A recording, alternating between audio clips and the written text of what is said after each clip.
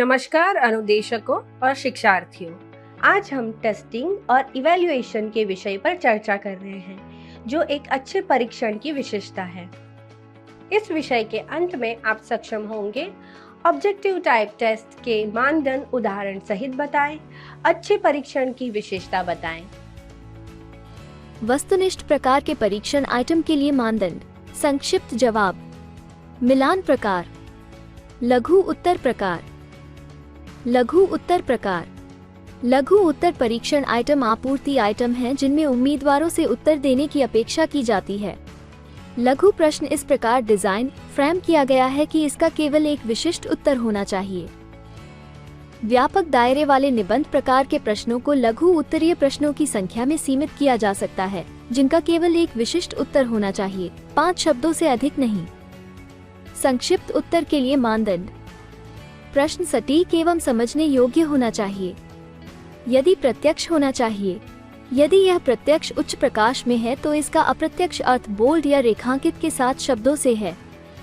प्रश्न का तात्पर्य सटीक उत्तर देना होना चाहिए। ये प्रासंगिक होना चाहिए। कार्य संबंधी। कुछ तथ्यों पर प्रकाश डालना और शेष तथ्य पूछना नहीं। किसी भी 2 वस्तुनिष्ठ प्रश्नों की अनुमति नहीं है, उदाहरण वृद्धि घटाना। कोई सत्य या असत्य नहीं। संक्षिप्तीकरण और प्रतीक BI इसके अनुसार होने चाहिए। इससे ज्यादा एक उत्तर देने के लिए सवाल नहीं पूछा जाना चाहिए।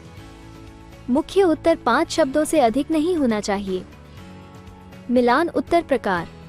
ये भी एक चयन प्रकार की वस्तु है। इसमें बहुविकल्पीय परीक्षण आइटम का एक और रूपांतर पर विचार किया जा सकता है।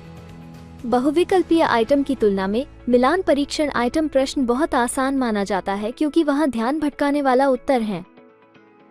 इस प्रकार उपलब्ध कराए गए विकल्प में से सही उत्तर का चयन करना होगा।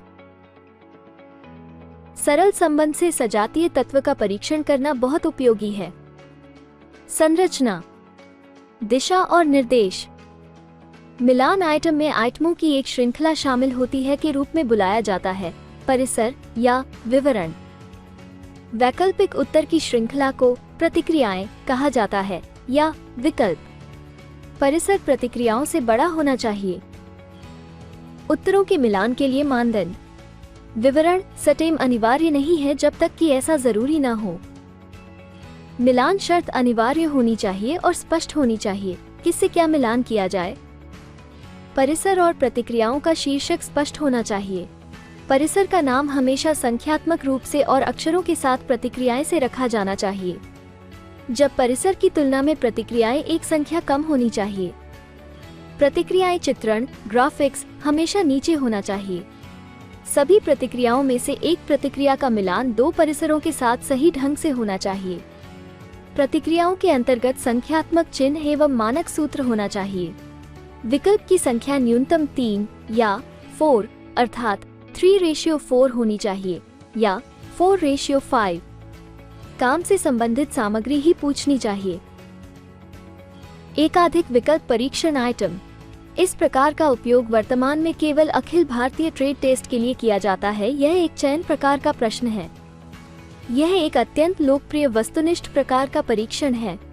इस प्रकार में एक कथन दिया जाता है और इसे सार्थक रूप से पूरा करने के लिए 4 विकल्प दिए जाते हैं। 1 कुंजी है, अन्य 3 ध्यान भटकाने वाले हैं। विद्यार्थी को कथन पूरा करने के लिए सर्वोत्तम उत्तर का कथन चयन करना होगा। सामान्यतः चुने गए कथन का अक्षर संख्या के सामने प्रतिक्रिया लिखकर दी जाती है। बहुविकल्पी की संरचना। इसमें एक कथन या स्थिति का वर्णन शामिल है, इसे स्टेम कहा जाता है यदि आवश्यक हो। और फिर प्रश्न उपस्थित होता है जिसके बाद विकल्पों की संख्या होती है, जिसे वैकल्पिक या विकल्प भी कहा जाता है। चयनित उत्तर को कुंजी के रूप में जाना जाता है और शेष को डिस्ट्रैक्टर्स कहा जाता है। इसके नीचे निर्देश दिया गया है, सही चुने या सर्वोत्तम उत्तर। बहुविकल्पी की संरचना। स्टेम जानकारी और प्रश्न उत्तर फील्ड से मिलकर बनता है। 3 विकल्प और 1 कुंजी। निर्देश सही उत्तर चुने या चुने सर्वोत्तम उत्तर। Answer field. ABCD की ABCD उदाहरण राउंड बार में ड्रिलिंग के लिए होल्डिंग डिवाइस। ड्रिलिंग के लिए राउंड बार को पकड़ने और ढूंढने के लिए सबसे अच्छा डिवाइस चुनें। Adjustable locator, V block, pins locator, wedge type location. Correct answer को चूज करें। की, बी, बहुविकल्पीय वस्तु का मानदंड। 4 विकल्पों में से 3 ध्यान भटकाने वाले होने चाहिए और एक सही उत्तर होना चाहिए और ये 3 ध्यान भटकाने वाले उत्तर निकट होने चाहिए। विचलित करने वाले उत्तर और सही उत्तर देने होते हैं। केवल ए, बी, सी, डी नाम दिया गया है। ध्यान भटकाने वाले उत्तरों की निकट प्रासंगिकता होनी चाहिए, अन्यथा सही उत्तर में अंतर करना आसान है। ध्यान भटकाने वाले उत्तर संक्षिप्त रूप में होने चाहिए और अधिकतम 6 शब्दों से अधिक नहीं होने चाहिए।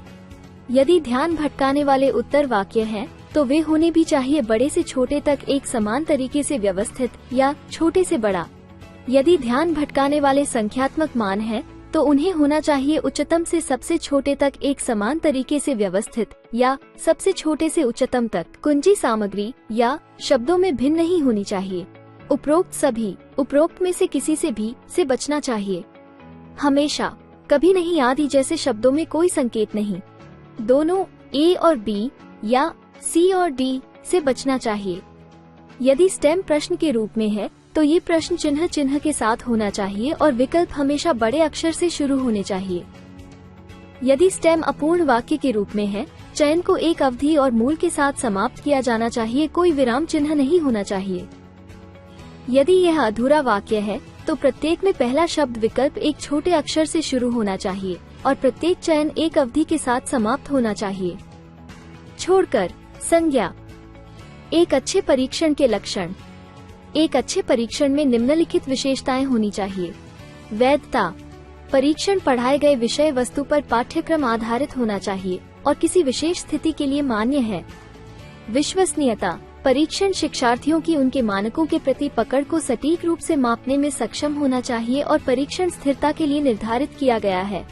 वस्तुनिष्ठता, परीक्षण को परीक्षकों की व्यक्तिगत राय को दूर रखने के लिए डिजाइन किया जाना चाहिए। यदि उत्तर पुस्तिकाएं अलग अलग परीक्षकों द्वारा जांची जाती हैं, तो परिणाम में 5 से 10% से अधिक अंतर नहीं होना चाहिए।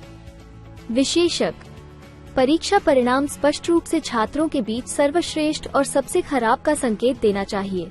ये शिक्षक को कक्षा में छात्रों को वर्गीकृत करने में मदद करता है। विस्तृत, टेस्ट पेपर पूरे पाठ्यक्रम में फैलाया जाना चाहिए। इससे शिक्षक को ये जानने में मदद मिलती है कि कौन से विषय अच्छी तरह से समझ में आ सकते हैं और कौन से नहीं।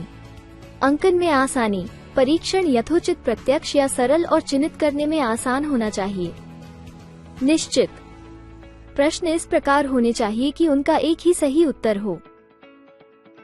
दृश्यता, परीक्षण को प्रशासित करना, प्रबंधन करना और जांच करने के लिए आसान होना चाहिए। इस विषय में हमने देखा ऑब्जेक्टिव टाइप टेस्ट के मानदंड उदाहरण सहित बताएं, अच्छे परीक्षण की विशेषता कैसे बताएं। मुझे आशा है कि आपको यह विषय समझ में आ गया होगा।